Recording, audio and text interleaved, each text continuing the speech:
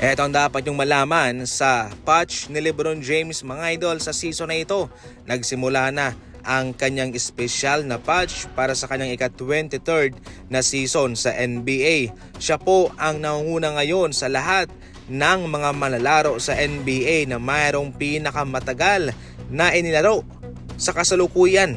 Grabe mga idol 23 years na itong si LeBron. Kaya bilang regalo ng NBA ay mayroon siyang special na patch sa kanyang jersey.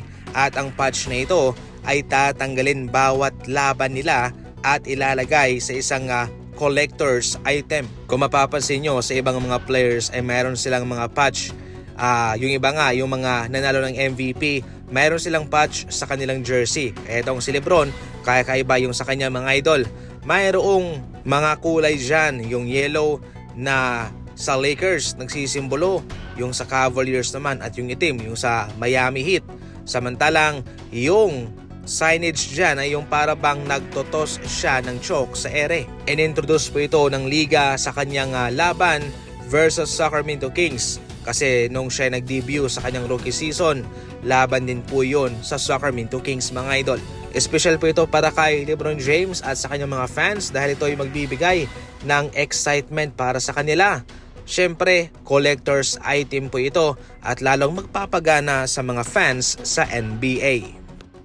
Mayroong paniniwala sa ngayon sa mga executive ng mga kupunan sa liga na itong si Jaren Jackson Jr. ay ang isusunod ng Memphis Grizzlies pagkatapos ng isang potential trade kay Ja Morant. Ang bottom line dito mga idol, kung alis man si Ja Morant ay walang saysay na rin po para kay Jaren Jackson Jr.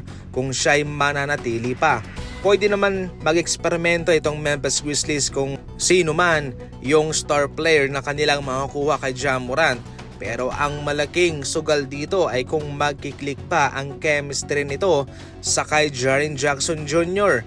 Kaya yan po ang babantayan ng Memphis Grizzlies dito. Maliban dyan, ayon mismo sa mga NBA executive mga idol, pwede rin pong gawin dito ng Memphis na i-package na lang pagkatapos kay Ja Morant itong si Jackson Jr. naman para mag full rebuild na lang sila. Actually mga idol, pabor ako na i-trade na lamang itong si Jackson Jr. sapagkat mataas po ang kanyang value at marami silang madedemand na asset para sa kanya. Kaya bagay na bagay po ito para mag full rebuild itong Memphis Grizzlies.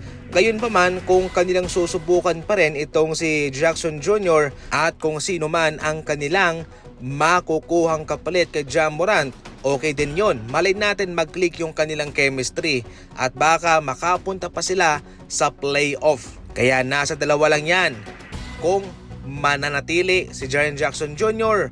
o kung siya ay ete-trade din pagkatapos kay Ja Morant.